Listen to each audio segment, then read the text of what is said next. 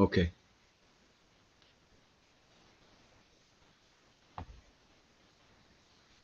Okay.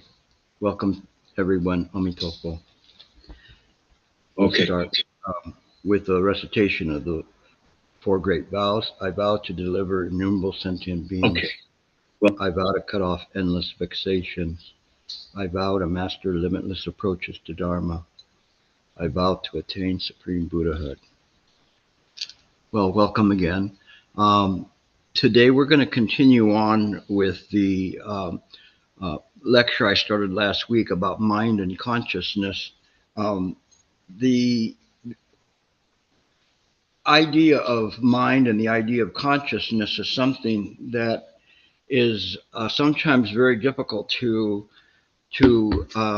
understand, simply because of the fact that when we are exploring mind and consciousness, we explore it from the idea of our preconceived notions as to what mind is and what is consciousness, and this is where it begins to blur for people in terms of saying, well, what is mind and what is consciousness?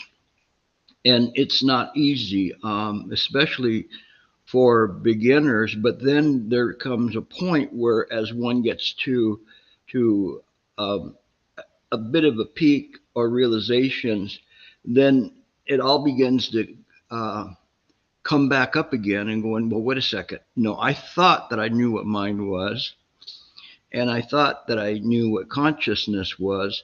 And as I've been mentioning, this is the essence of the Sheng Sutra, which gets to the people that have got to that point where they're now set very well in the idea that this idea of a perfected consciousness is what they're searching for. And the perfection of wisdom is not in this way. The perfection of wisdom is seeing things just as they are, just as mind is, but we then tend to throw mind back into this idea that okay, I'm calm, I'm relaxed, I see things, causes and conditions. We see all those things, but then we have to stop and say, well, wait a second. Who is talking? Who is saying this right now? I'm not really sure anymore.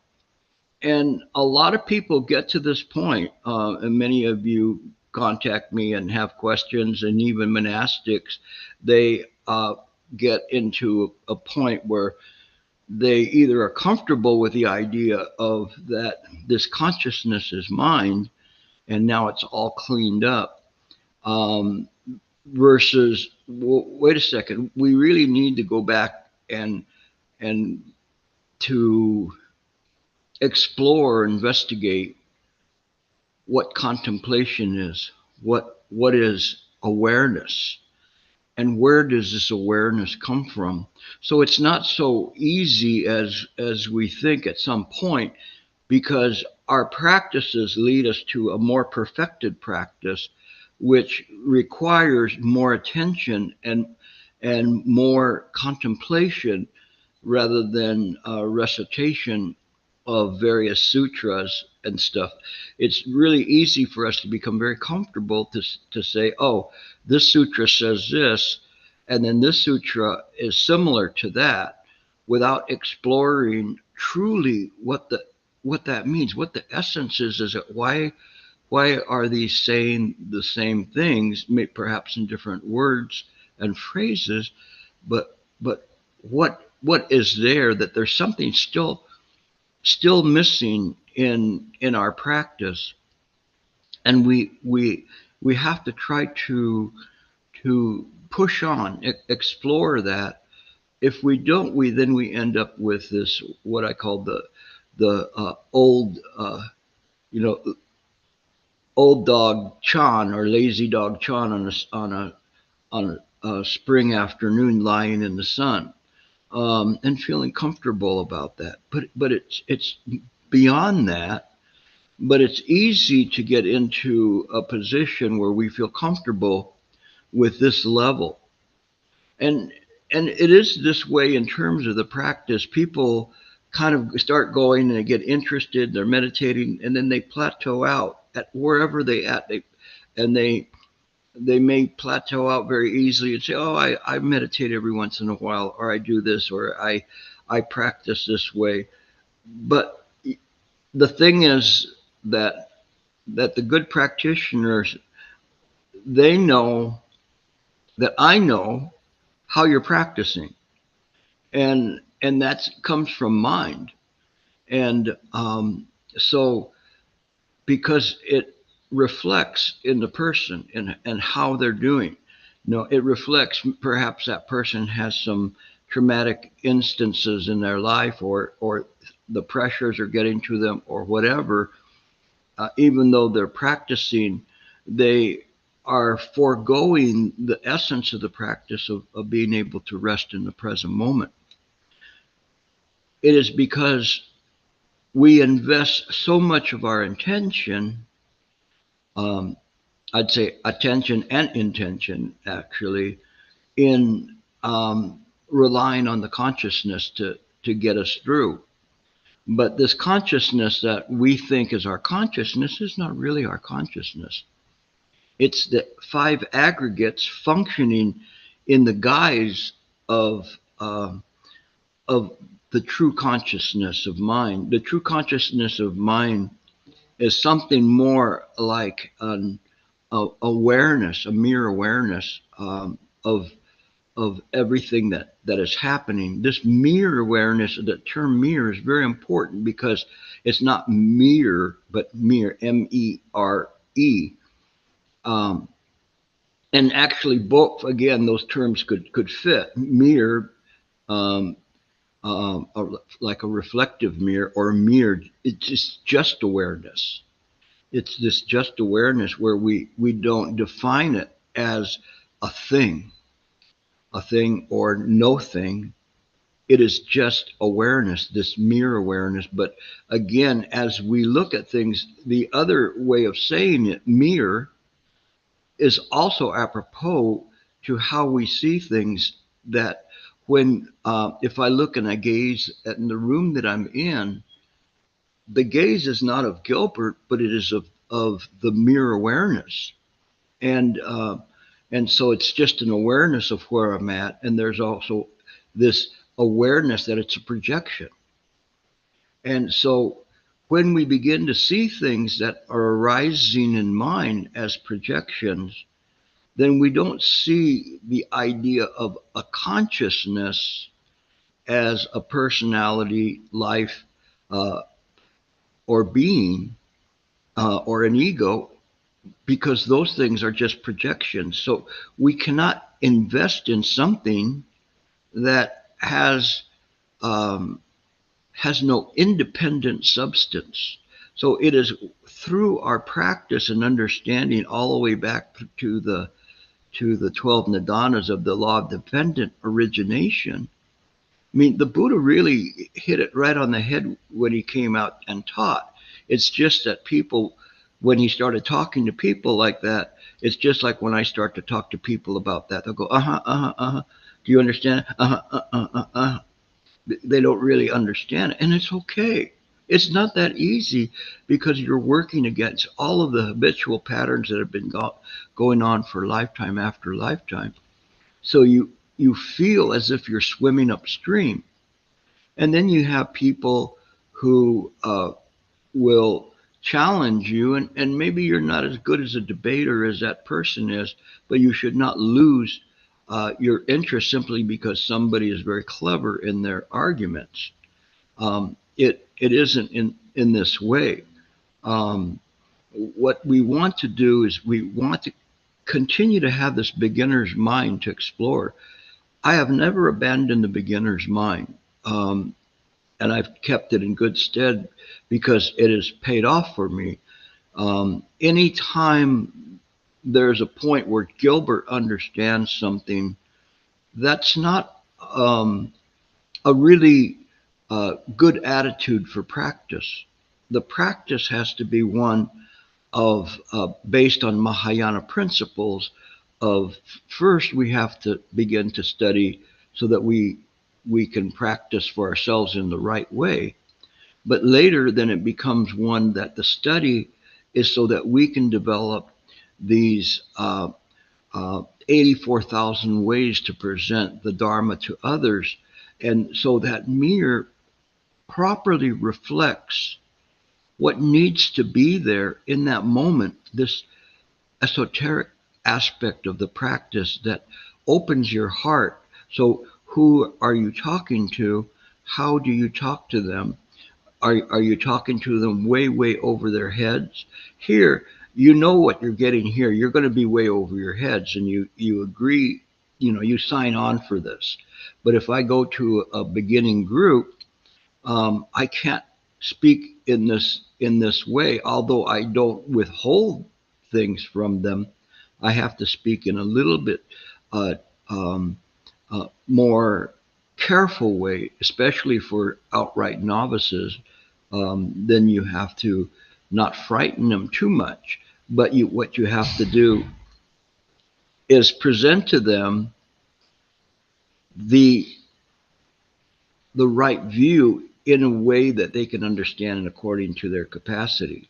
And that's something, especially for people who are just beginning to lecture on Buddha Dharma. And so, those of you who are beginning to lecture on Buddha Dharma, please pay special attention that when you present to a beginners group, you have to set out certain, I hate to say bait because it sounds more like you're trying to catch a, a, a mouse, but you have to set things out to let them chew on. Ooh, another one, right? But in any case, what you're doing is you're presenting something. For instance, I may say to people, picture an apple in your head and say, can you see the apple in your head? And so then they'll go, yes, I can see the apple. And then I say, now where is it projected? And so this is not an easy answer. To see an apple in consciousness, of course, unless one has never seen an apple before, but you can see the apple in mind, but you don't know where it's projected on. Where is it projected on? Where most people, when you ask them that question, they'll point to their head, and you'll say, "Wow, it's a good thing I didn't ask you to picture a car, because your head would explode." Um, because you begin to start chipping away at the idea of what they believe to be reality, but in a very subtle way. Um, I once said that to one person and came back a week later, and when I saw her again, she was cursing me out, and I'm going, "Why are you cursing me out?" And she goes, "For a whole week I've been thinking, where is that apple, being projected on? Where is it? What is that?" And so she went to it and got very deep with it, and it was like a Huatou to her. Even a beginner can be this way. So when we teach novices, we don't withhold things from them. We just readjust the way that we speak to them, and our mirror from our heart mirrors what they need to hear. And so this is how we do things. Sometimes it's just being an ear. I mean, Buddha Dharma, it's something that we don't understand how intimate and personable Buddha Dharma is. No, you never hear stories about the Buddha blowing people off. You always hear the stories about him talking to people who have this type of suffering and that type of suffering, or whatever. But you never hear that, or any of the bodhisattvas, talking in that kind of a way. It moment to moment, it's the practice. If somebody has had a loss in their life, some family member, some friend, no, whatever it is, an animal, whatever it is that they have, you can feel it, but you don't feel it in a sentimental way. You feel it because you understand there is a loss there. You understand, and you can feel their heart. And so you join with their heart to provide them comfort. Nothing wrong with that. Well, you don't have to present deep and profound wisdom to help people. It's just that sometimes it's for the people to know that somebody is listening. One of the things that is kind of a natural way that we speak to people sometimes is that, like if they say, you know, I I hurt my arm, and then you go, oh yeah, I hurt my arm too. Oh, it was so bad, and then you start talking about your arm being hurt. They don't want to hear that. They're telling you because they're expressing, they have some suffering, some pain, and and so simply by talking about your pain doesn't help them as much as listening to them and to do that. Of course, everything is to the middle way. Shifu used to say people would come to me all the time and dump their garbage on me. And that struck me very much because no matter what, Shifu would always listen. But but his thing is that if people need help, we help them, and we tell them how to overcome things. I once had one of close family members that was going through a divorce, and it was very early on in the whole divorce thing, and she said that um, she called me up at 3 a.m. in the morning, and of course I'm going to talk to her. And this was many years ago, and and then I said, I will I will help you. I will listen to you, um, and I will help you in whichever way I can. But I cannot just simply be an ear for you to transfer your suffering to me. But I will help you. I know that you're suffering. I know, but I will help you try to alleviate that suffering. And she understood what I was saying. That it wasn't that like what Master Shen Yang says. People come and they just dump their garbage on you, but you're there to help the people. If we can't do that, then what good is it for us to have these lofty goals that we want to become enlightened or bring other people when we can't even spare the time in our life or whatever lessons that we have in any given day. um, on I will probably, like today, I probably responded to uh, 8 or 10 different communications that people needed some guidance and help on. No, before I left my bedroom, so I hadn't even gone downstairs before I did that. This is the way it is. No, that I don't have to say, oh, I'll get to you later on or whatever. Sometimes it's very important, and you have to be mindful to respond quickly to people.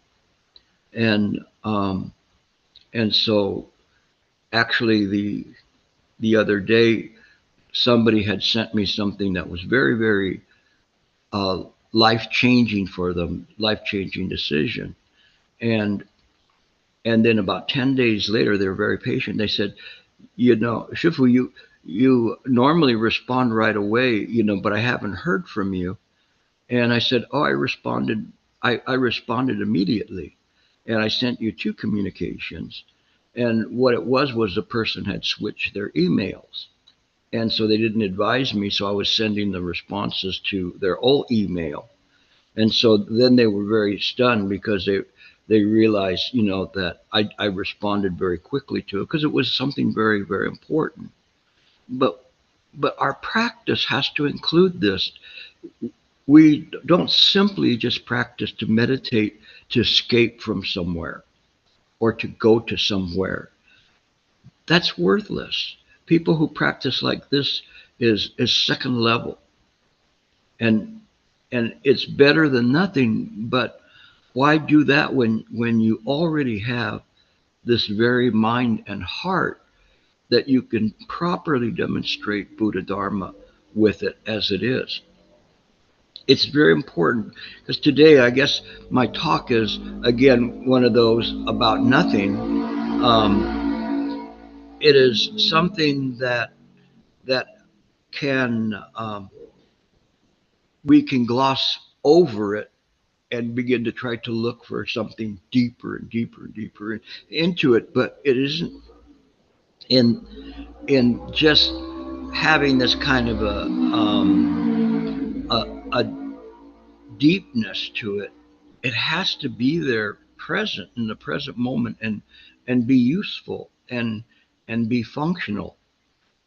It's not easy for us to do that, but the goal that we do and our plan is to moment try to stay aware, try to stay awake, understand that we from this side could not even begin to define what mind is, no matter how much we try to do, or no, even the Vatamsaka Sutra um, cannot explain what mind is. It can explain um, what mind smells like cooking, but it doesn't can't tell you what mind is because there is no is to it and there's no what to it. So we just have to accord in this way, like Han Shan said, to accord with whatever is appearing in the mind environment, and so as to release ourselves from these habitual patterns. As we begin to understand that, then we begin to become true practitioners, not somebody that's coming at it from a scholar point of view or somebody that is just playing with it, but truly a serious practitioner. And this sincerity begets sincerity, just as wisdom begets wisdom, hatred begets hatred, and love begets love. It is in this way. This is basic causes and conditions never fail. This is our beginning. This is where we begin. This is where it finishes. At this point, causes and conditions never fail, but those only belong to the phenomenal side.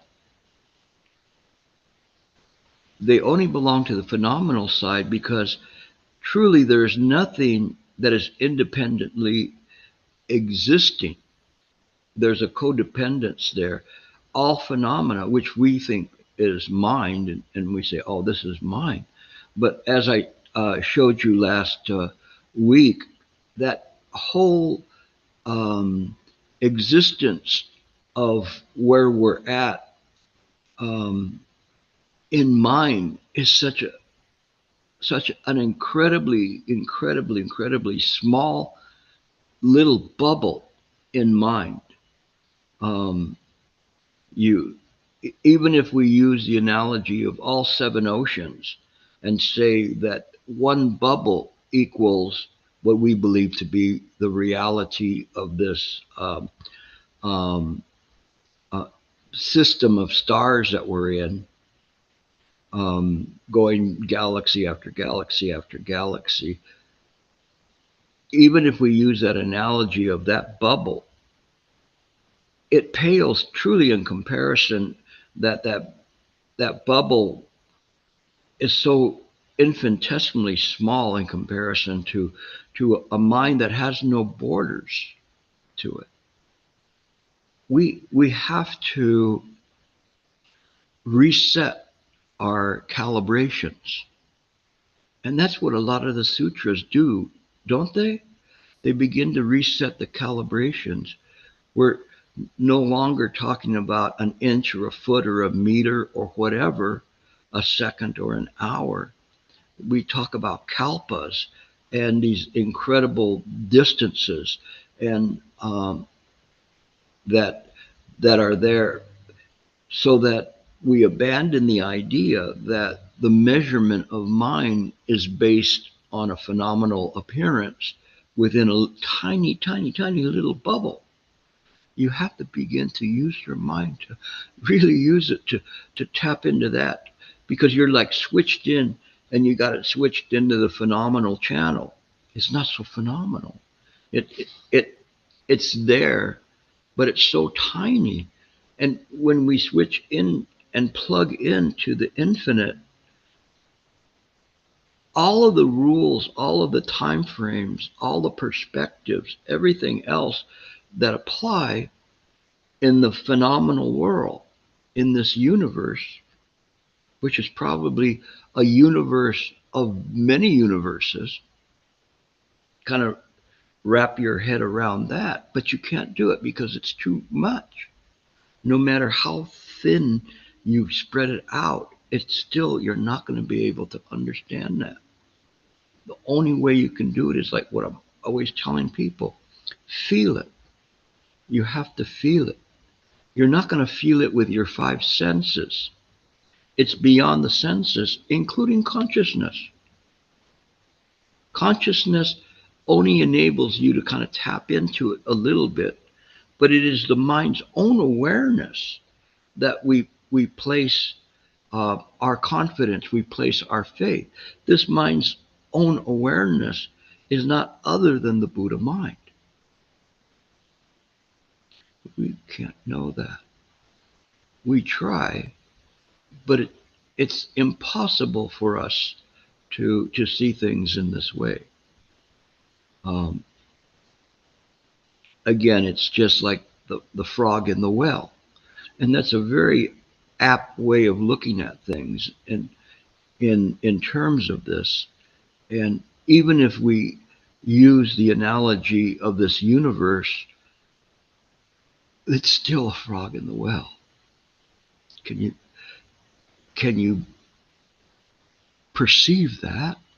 You can't perceive it with the five skandha perception. This perception has to be by mind um, itself, or I hesitate to say itself, but by mind in its intrinsic nature. Its intrinsic nature is infinite.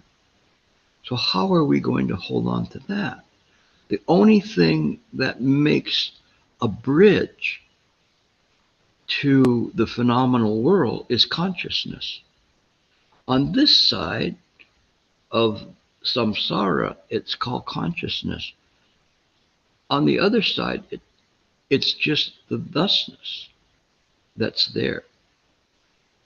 You can't call it anything. It's just the awareness of mind. When we sit to practice in meditation, we place our mind in this awareness. If you're not doing this, it's going to be a long trip, okay? And if you ever went someplace as a kid and you're going to be in the car for a long time, without stop, no drinks, no nothing. You're just going to be there. You'll eventually get there when you finally realize there's no place to go, because just this moment is mine. But sometimes that takes a long time. That's why the sutras begin to set forth these kinds of incalculable measurements of kalpas. And just so that you can't even begin to it. But who is to say how long a kalpa lasts? It can be very, very long, or it can be like the one bodhisattva that snapped his fingers, and in that moment, 5 kalpas instantly passed. How can that happen? Not in the phenomenal world. but in mind itself. If we measure our progress and measure everything that we do based on the measurements of this phenomenal world, we'll still be tossed and swirled around by all of these habitual patterns, because we still are of the phenomenal world. I think one of the things that the Christians got right a while back, I haven't seen it for a long time, but they had NOTW, like, and these little decals they had where it said "not of this world," and they almost got it right to describe what God is, not of this world. But how could God not be of this world if God was a creator? As we see mind as a creator, we're beginning to see it, but the analogy still holds to a certain extent, in that although to us we see everything is related, but we see that there is beyond this phenomenal world. The Christians cannot know how God came into being. We don't know how this world came into being. When I say world, I'm not talking about all the way to the universe or wherever, the latest Star Trek Voyager can reach. I'm talking about infinite. But see, that's where all these analogies break down. When we practice and we truly sit to meditate, why not sit in the infinite? Why not sit there and see how things go? It's different. Let me see if I can see something I wrote today was, and it's kind of almost, you could say, nonsensical, but it isn't really nonsensical. But I wrote this today because one of my students was talking to me about his experiences about nothing, which was, or about knowing and knowing nothing. So I wrote this back to him, and it said, separate from knowing. So he wrote, all right, I'll start again. My response: separate from knowing nothing, no thing is knowing. So not nothing, but no thing is knowing. Could a mirror not know what is reflected upon it? Could two mirrors not know infinity? Place your mind, not your ego, between the two mirrors. Don't try to intellectualize a response or knowing. Feel it. Now I know there's quite a bit of twisting in there, right? But let me read it to you again and just try to feel it. Separate from knowing nothing, no thing is knowing. Could a mirror not know what is reflected upon it? Could two mirrors not know infinity? Place your mind, not your ego, between the two mirrors. Don't try to intellectualize a response or knowing. Feel it. This is Chan.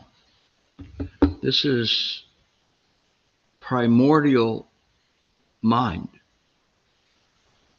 going down to the deepest essence of mind, is how we practice moment to moment.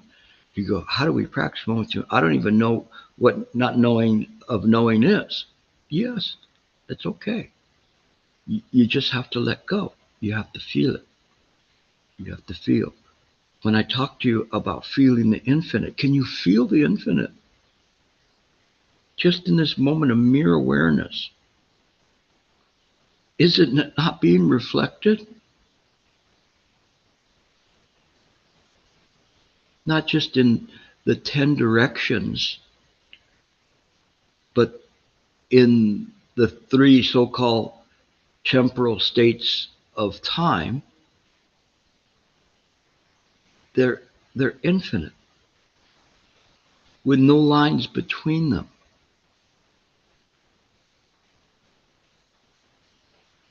This is what you're practicing. You're practicing to realize mind. Mind realizes mind, not you. You cannot realize mind, and if you're sitting to try to realize mind, you will not get it so soon. But if you simply let the mind rest, where is it resting? It's resting in mind. Where is that? It's in the infinite. That is why they say that abiding in the non-abiding, abiding in the non-abiding means that the mind doesn't stick to a particular place.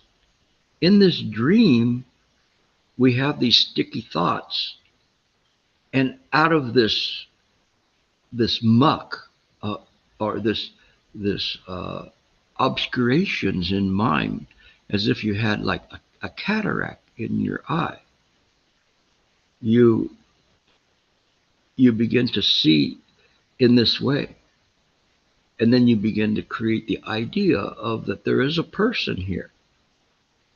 But as we reverse engineer things, reverse engineering is trying to go back from where we're at now and reverse engineer how did we get here, until we finally get to the hump in the road. And what is the hump in the road? I think we talked about it last week. Anybody remember? We're reverse engineering this. It is ignorance, where all of the muck began to be created. But it's not really a true muck, because it's simply a dream. It doesn't have a separate existence, a separate place.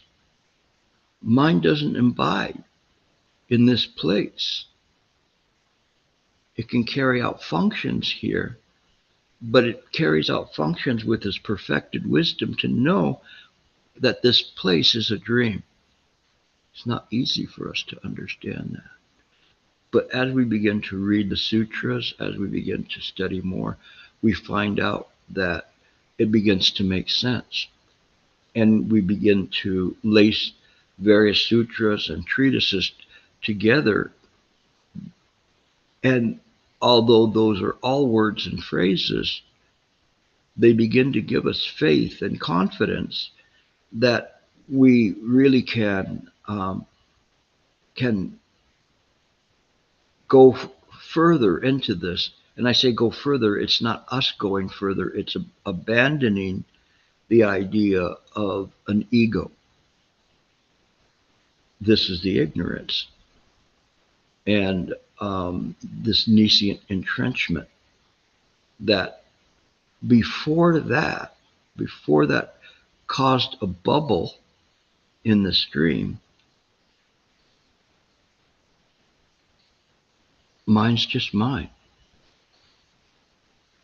What is it? It isn't anything. It's just a thusness.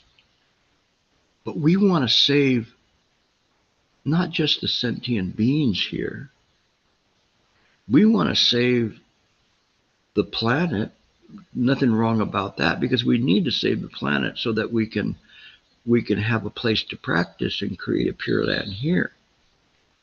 But we can't take all this luggage with us.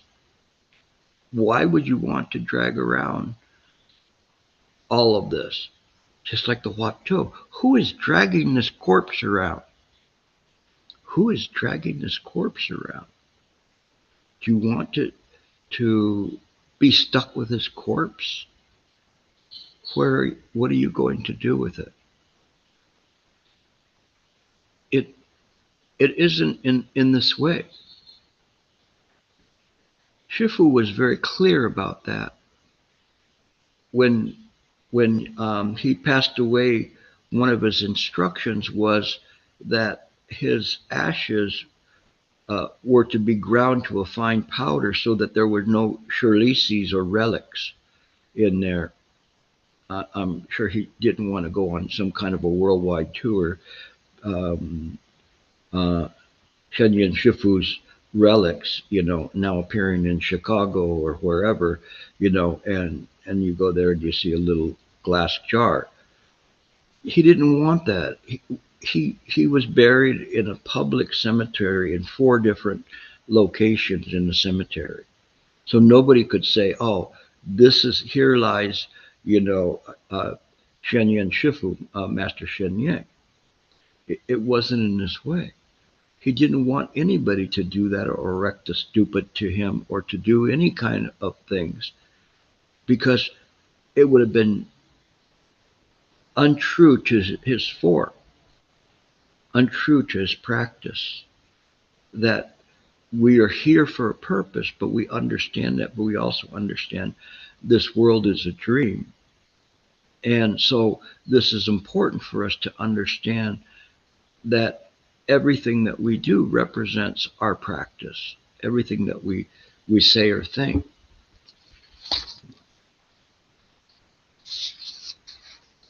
And again, we had talked about the Shurangama Sutra, but this is something that in the Shurangama Sutra, when they're talking about Ananda, that's not your mind, the Shurangama Sutra is pointing at is just the thusness of the mind by virtue of non-duality. And so because there is not a subject and an object, somebody seeing something, then we have to go to uh, an understanding beyond the samsaric world and samsaric interpretations. And the only way that we can have that is what I call realizations, is a realization, a true realization that this world is a dream. And a true realization, not so much just that it's a dream, but that in this dream, people suffer because of the false thinking that there is an ego, personality, life, or being. And when the mind is not in that way, it doesn't mean that everybody's suffering goes away. It goes away for you. But then you are committed or should be committed to alleviate the suffering of everybody in this little tiny bubble. And when you think about it, when they always talk about a bubble in a stream, indeed, what's inside the bubble? We think that's there, but when we open our eyes, whatever was there is not there. It's an illusion. When we resume operating in this world after that kind of a realization, we know everything in this world is fleeting. It's changing. This enables us to have the wisdom to deal with the things that happen around us, births and deaths and sickness, poverty and fortune. All of these things, they come in their due time in accordance with causes and conditions. The world no longer becomes a mystery to us. It is this that we pass on to people, and this is how we can help them. Of course, we may be able to go as deep as I'm presenting it to you right now, but in our way, in our practice, in our demonstration, we can reveal this perfected wisdom. People will feel it. They will feel it because they'll feel something different. No, sometimes I'm talking to people and they're looking at me, and after I'm talking to them for a while, they go, "You're different." You know, there there's something they don't know what it is, but they know that they're running into somebody that's a little bit different, a little different perspective, which is the right view. And it is this calmness that we have in terms of things, that help us and have us reveal things in terms of how this world works.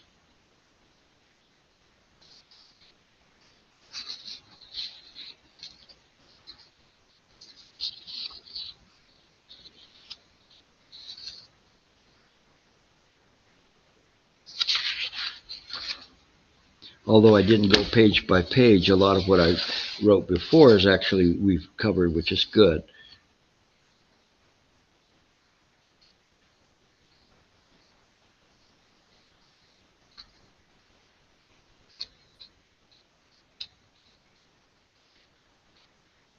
When we understand that everything is created by the mind,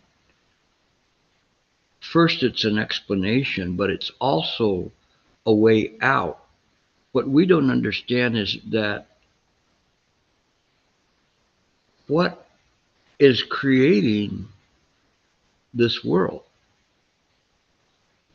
And that was what Fa Yong was talking about, that this world is made of the essence of mind. So if there's delusions in mind, it will set off all sorts of aberrations and obstructions and creations that we believe to be real. We believe to be this is the world. Now, to somebody who has taken a hallucinogenic drug, is that world real to them when everything becomes distorted? Is that real? Some of them who are foolhardy look to those kinds of experiences and think that there's some provocative things. But if you really want to see like that, it's so simple. Do you want to see the hallucinogenics? Just next time when a circus is in town or an amusement park with a curved mirror, just walk in front of the curved mirror and you'll see all sorts of distortions, right? Does that make it real? Are you really that fat or thin or a long neck or whatever? But the people who distort their minds with hallucinogenics, they think that there's some profound wisdom in scrambling up this world. It's as if I could take my hand and scramble in front of me, and the showcase that I have there, it would be scrambled and moving. There's no wisdom there. The wisdom is seeing clearly through these, not generating more illusions, especially illusions that will muddle your mind more.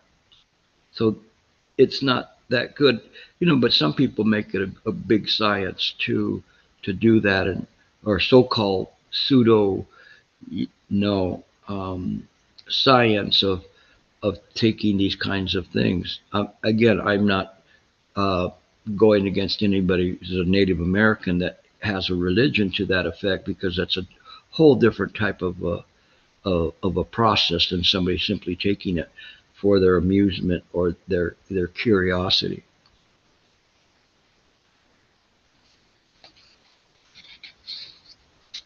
So the reason I mention this is because it's the power of the mind that enables this world to be generated. Although we think it's a big, big world, it's just like somebody, your neighbor, siphoning off your electricity, so they can play their cable or whatever, or their lights and things, or stealing your cable programs.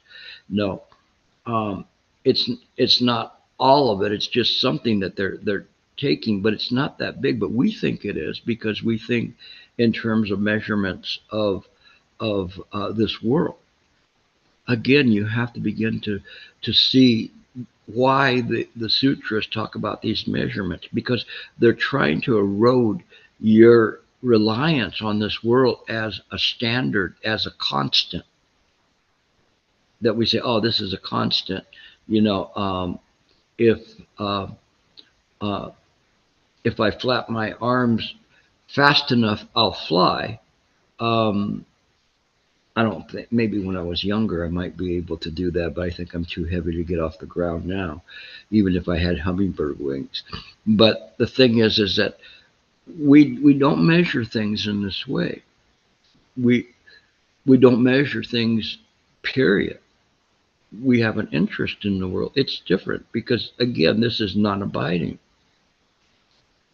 But that power is a power that creates the horrors in this world. The mind doesn't discriminate in this way. It isn't like somebody that everything was created by a deity.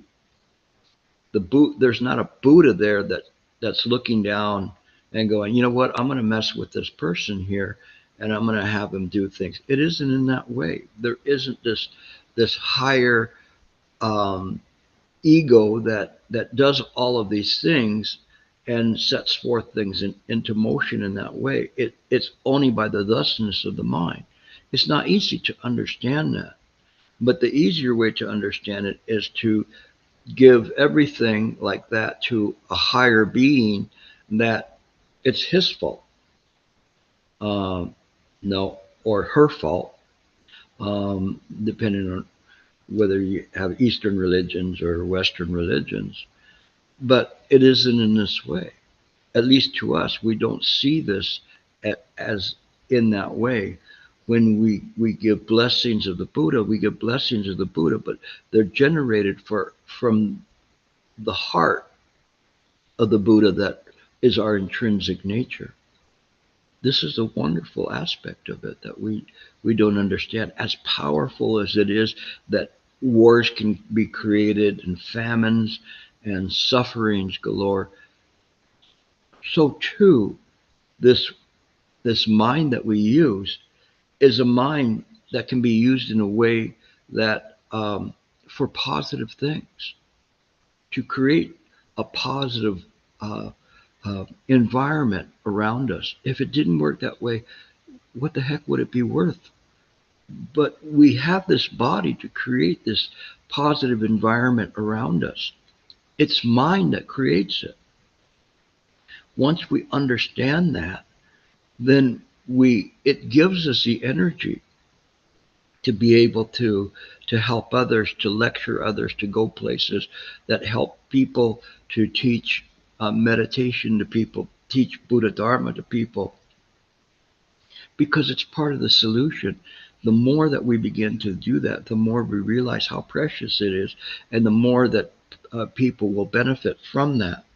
So again, what I'm doing is mixing in a little bit of the esoteric and saying, this is mine, but then bringing it back to this place here and seeing how it applies moment to moment, day to day, heartbeat to heartbeat, what we can do, breath to breath. Did we waste that breath, or was that breath a good breath?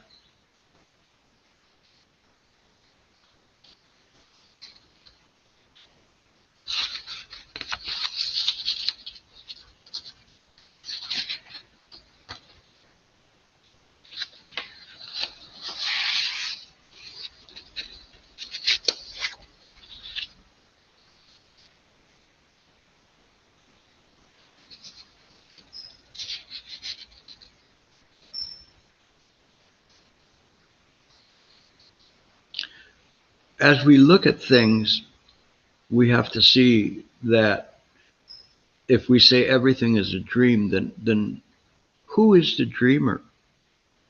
In our easy way, our default program, which is a default program that was not truly the default program, it was the default program created with the first nidana of ignorance. Then we go to the ego and say, the ego will say, oh, Gilbert is dreaming. Gilbert dreams. No, Gilbert doesn't dream. Gilbert is a dream within a dream, within a dream. It is in this way. We don't understand that. So as a result, we think that we're the one that's dreaming. We're the one that's going to get out of this dream or get other people out of the dream. But it isn't in this way. The dreamer is mind. Some aspect of mind that we cannot understand, we cannot put together like Legos that snap together and fit in this way, because it's far beyond our ability to perceive that with the mind of the skanda. The Buddha mind perception cuts straight through it. This is why the Diamond Sutra was talked about the diamond cutter which removes all doubts, because it cuts straight through all the illusions. We just have to come back to these sutras, revisit them, revisit what we've learned already, and you'll be surprised how much you left on the plate when you walked away from it. It is that way with me as well.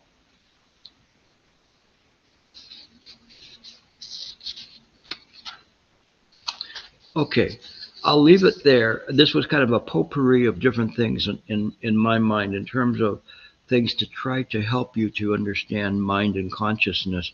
And again, it's not something where I can give you a textbook about mind and consciousness, because depending on what encyclopedia you would be reading, even if they were Buddhist encyclopedias, mind and consciousness would have all sorts of different kinds of meanings to it. But the most important is for you to see for yourself. And when I say you, I'm not talking about your ego, but I'm talking about the mind which permeates through in this moment. It has the ability to know directly, not from some kind of a fabricated interpretation. So continue to contemplate that. All of what I've talked about today was food for thought. Okay, so thank you very much for listening. Amitofo. We'll take your questions.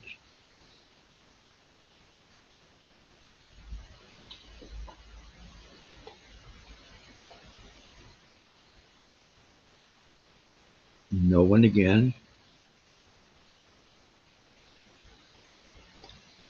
I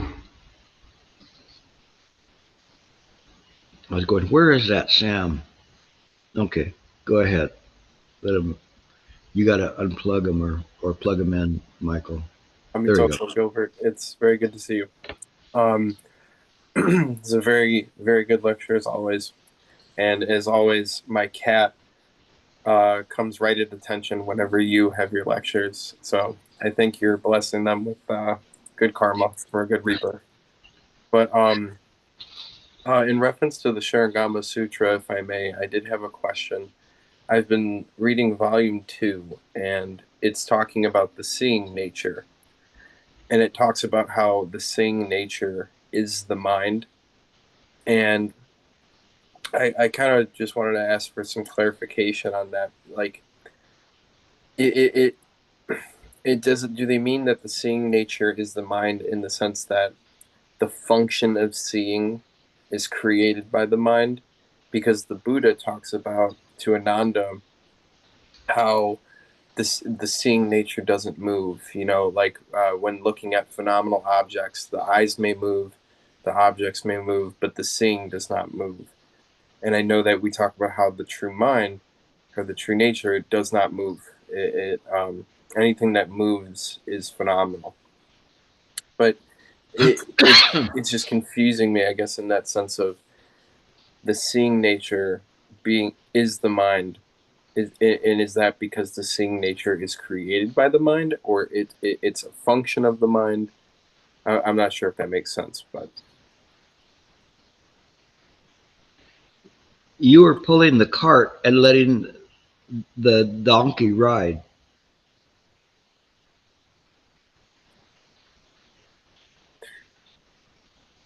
It's not an insult. It's just an observation. That's why you're reading the Sharingama Sutra, and it's why you're sincerely asking this question. suppose it's just mind as its own intrinsic nature that sees, but it doesn't see from the eyeballs. It doesn't see. The eyeballs cannot tell it anything. The light or darkness cannot tell it anything. It's just mind's mere awareness. So when we use this in this way, then the mind is aware of the arising mind. So the arising mind is the donkey, Mm-hmm. and mind is the donkey cart. So when we see it in this way, there's no you, no nothing, no a separate mind's awareness. It is simply he goes through all the different senses in a way so that one can see that just this way is the how the mind works without any idea of a subject and object. And so if you kind of review back what you were saying, you'll kind of understand what I'm telling you is that they when you're looking at it like that, you're trying to redefine mind from the viewpoint of consciousness, but this kind of a consciousness is a false consciousness of the ego. And that's what he's really beating at. The Buddha's just beating and beating and beating this so that you can take a look at it and see that way. It's good. Your question is good and should be where what it's doing is undermining your idea of the foundation of what we believe to be real. And that's what my whole lecture was on today is just that. You know, although in the Shurangama Sutra he goes to great lengths to use different kinds of sense organs and different things to kind of get there. So just keep undercutting, undercutting, undercutting, so that you no longer have the sense of subject and object. It's it's just that way. You know, you would know. Mind knows, like I said in the beginning, the mirror the mirror knows what's projected on it. It doesn't have to have a separate awareness of it because it is not other than mind itself. It's only an arising aspect of mind. So use that to try to work through it. But yeah, your questions are good. I mean, again, it was not an insult to you, you know, but it's just that what the Buddha was trying to convey in terms of that. Okay. Okay. Absolutely. Thank you, Okay. Gilbert. I think Sayin came in next. Hi, Gilbert. Hello. Well, today you said just that, and previously you often say just resting. So I know you have explained millions of times already, but can you elaborate again? What do you mean by resting? It's good. Now you're welcome, Maylee. Okay.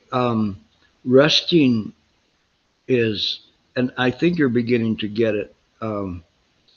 Resting the mind is simply not burdening the mind with extraneous thoughts or unnecessary thoughts or sticky thoughts.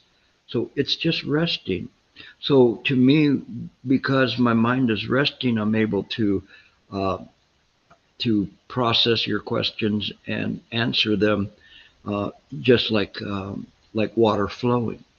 Because there's nothing sticking to it, nothing that the ego sticks to or Gilbert wants to get in there and put in his 2 cents in. It's just simply this mind that is non-abiding.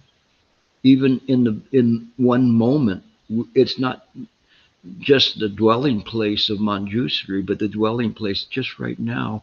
You're dwelling in this mind, but you're dwelling in it. How do you dwell in it? By non-abiding. So we understand that there's no true dwelling place to it. Mind mind is so far beyond any conceptual thinking of a place or a location. The only way we can do that is just simply let the mind rest. Don't generate illusory thinking. moment to moment. So when you sit to meditate, wouldn't that be the best thing for you to do? When you meditate, just let the mind rest. Don't don't churn up thoughts. Don't churn up that there's this or there's that or whatever in there, or that you have to do this or have to do that or get rid of this. You just can simply sit. Likewise, when you're um, navigating through this world, coursing through here, you use this deep prajna paramita to perceive everything around. This is mind's perception, not your perception. So you essentially do not pay attention to the ego. One of the things that's a great, um, how would I say, progress point was something that Robert said last week, which was that he was aware when mind was arising, and he was aware that these ego thoughts, which are, they have no form, so they're more insidious to try to get rid of because you can't see them, but you can perceive it from mind's own perception that it is something that is arising that wasn't there before. This is a discernment of things, but it is very subtle wisdom, very, very subtle. So we have to be more restful. The more restful we are, the more we're aware of these things. And even while I'm talking, any semblances of sticky thoughts can come by, but they don't stick in the mind. They just simply pass by. But they're there, and mind is aware of it simultaneous to being able to communicate with you. This is true resting of the mind. It really makes it so that by the end of the day you're not so worn down, because you're, anything that you begin to think about, you have to allocate energy to it. So if you're there and you're trying to do your job at work and you have all these other problems that are there, some of them are job related, some of them have nothing to do with job, could be family related or whatever, things that projects that you're working on, by the end of the day, you'll be so tired because you've used up more energy, than you needed to use. If you would have just sat and did your work and then allocate the time later to think about these other things, then it's much more useful and it will work. This is resting in the present moment. So you're just resting. Everything becomes so clear. It's absolutely wonderful because you're at rest all the time. You're at peace all the time. And I can't I can't say more about it. You just have to begin to practice it and cultivate it. As you begin to cultivate it, you'll find that it will be more prominent in mind. It is not a state of mind. It is the clarity of mind. There's a difference. State of mind is something that arises and falls. Um, but when you're resting the mind, this is the non arising mind. So you're resting in the non arising mind that's able to see the arising mind. So hopefully that will help you. Thank you. Oh, you're welcome. Okay. All right. Arvin, I think you were next.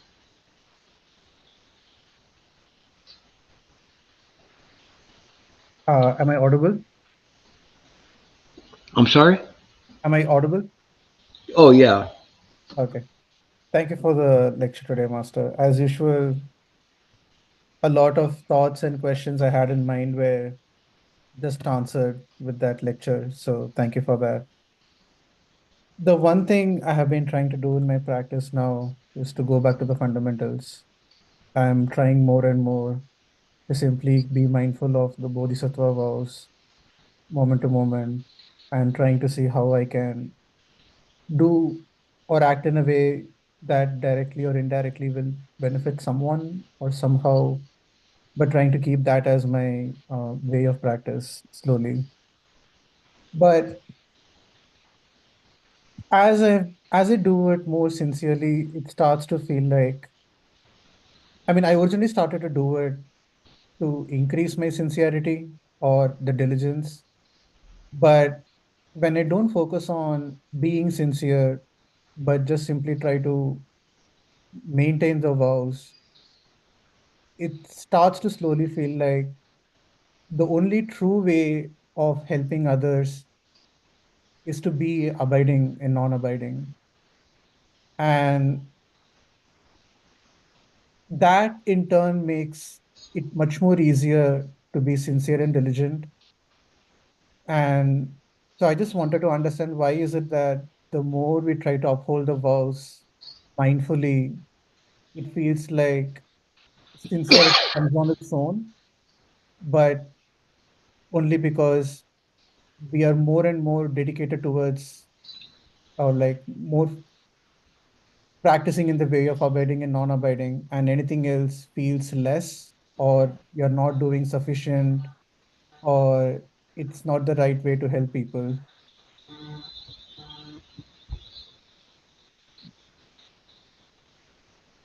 I'm sorry, I got distracted. Your last one was the question, so can you repeat your question again? Not the whole thing, just the last bit.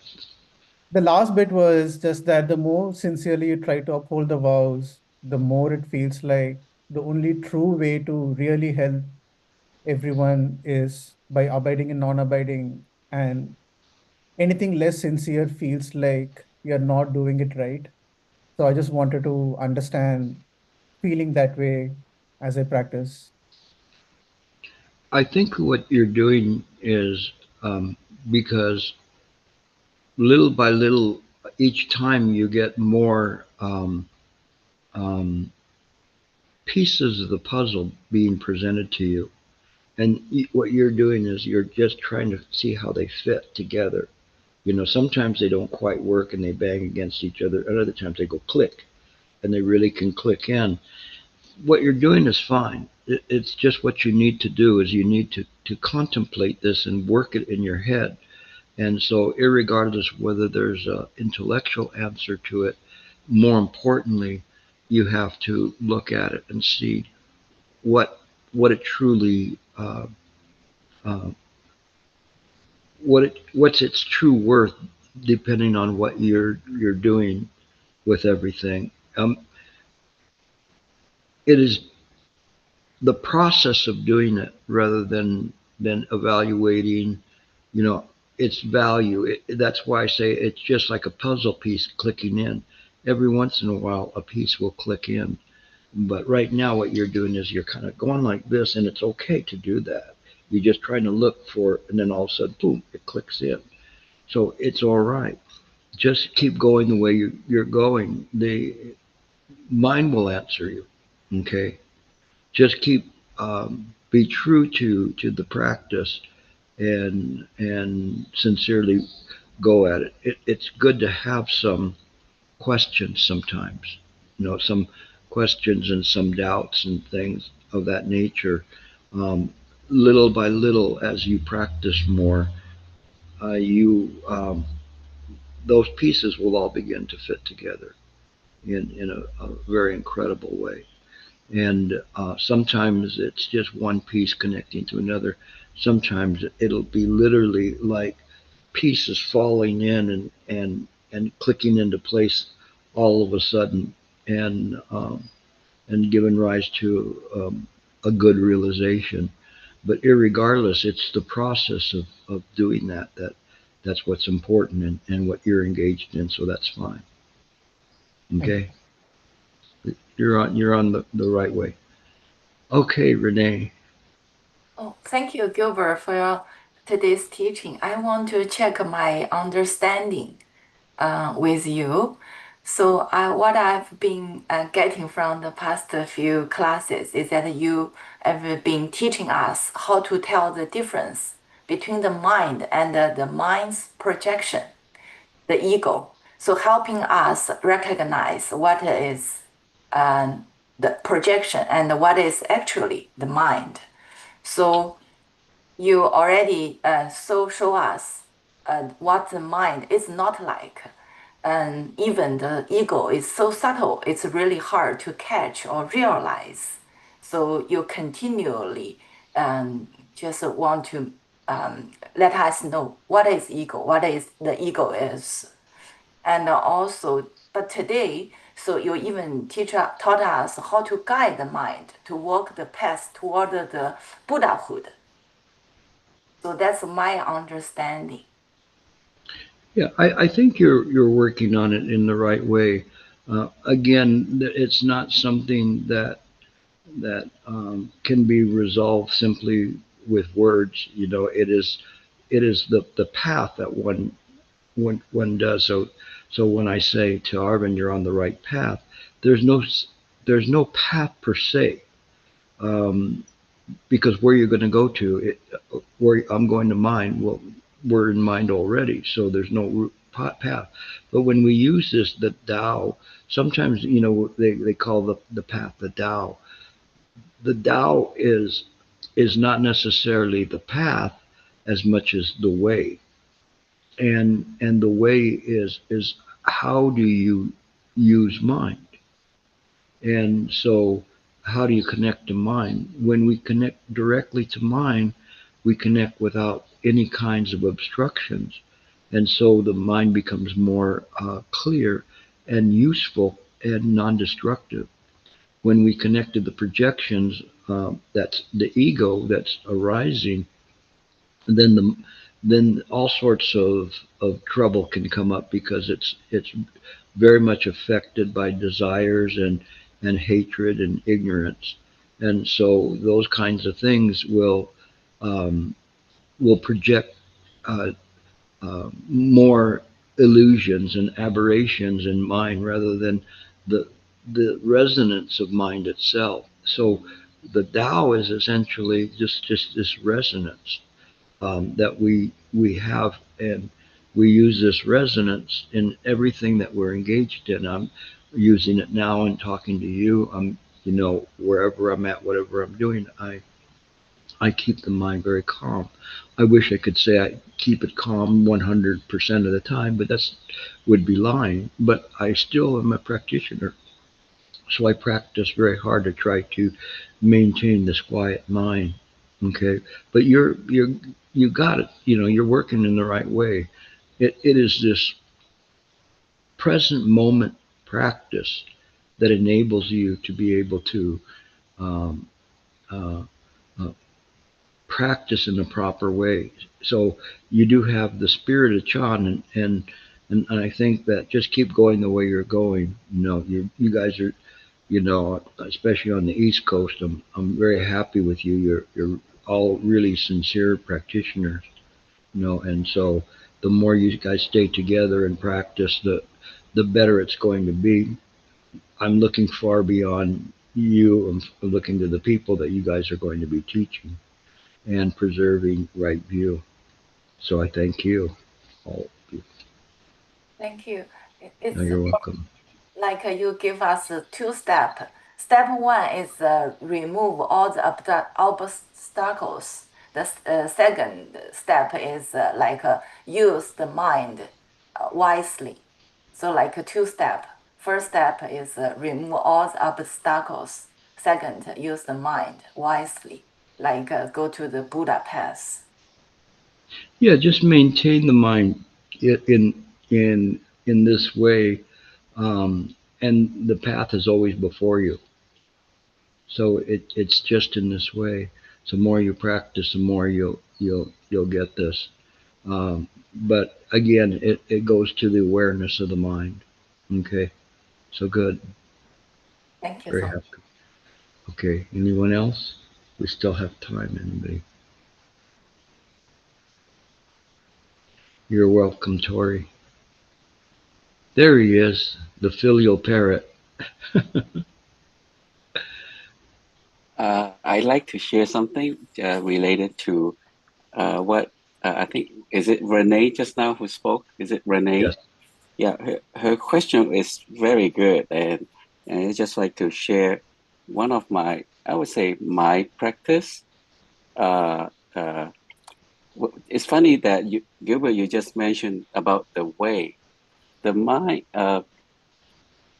already has a way, but it is always the ego always get in the way. It is just so funny. If you let I mean, you don't even let mind do its thing because you is so minute, have no idea what mind can do because you don't know. I mean, I don't know. Ego will never know. But mind know exactly what to do as long as it doesn't differentiate, as long as it doesn't fall into the duality trap, as long as it doesn't cling on everything, as long as it doesn't fixate on anything. But ego always want to get into the way of mind's way. I mean, you don't even have to let mind do it. You just don't get into the way. It is so funny. It's ego Yeah, is that it can be very naughty. It can be very sticky. It can be very pesky.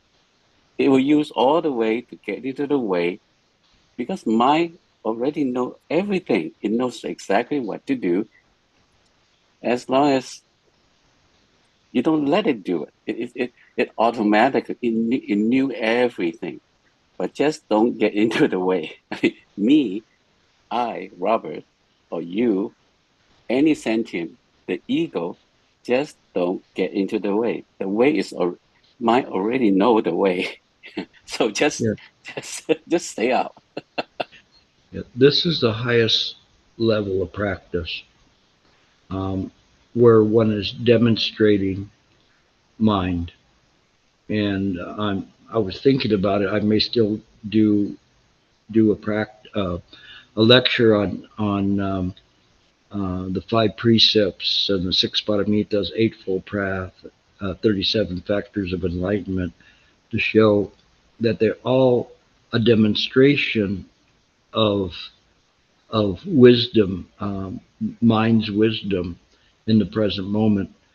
It is not the way where if one holds on to the ego and kind of brushes it and tries to polish it up and prop it up and say, okay, you're good. You know, you went to reform school. It is just all of these questions that people were mentioning are questions that go to when we talk about like Saiyin's question, um, and Renee's, all of them, they're all interconnected in terms of how we practice, and we practice from this level of demonstration of wisdom. And the more we practice, the more we follow the Buddhas and study, the more we have an idea of this wisdom and use that platform for us to practice from. And but it is, as you say, in this way, you know, and so I'm very happy about your progress, but don't let your ego get in the way. Okay, good. Anything else? No? All right. Okay, well, thank you all for attending and listening to this. Little by little, you get there and you begin to understand more and more about how to use this mind. I thank Michael for sitting in, and Santa had some family matters he needed to attend to today. So, but thank you, Michael, for stepping in probably fairly quickly today. And so we'll come back next week and come up with something else. So um, thank you again. Practice, you know, in the present moment all the time. Just demonstrate. That's the big key. Okay, Amitofo. Take.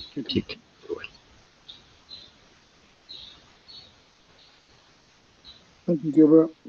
Oh, Thank you're you, welcome. Gilbert. Yeah. Thank you, Thank you, Gilbert. Michael. Thank you You're very welcome. much. Thank you, Gilbert. Bye bye. Thank you Bye all. bye.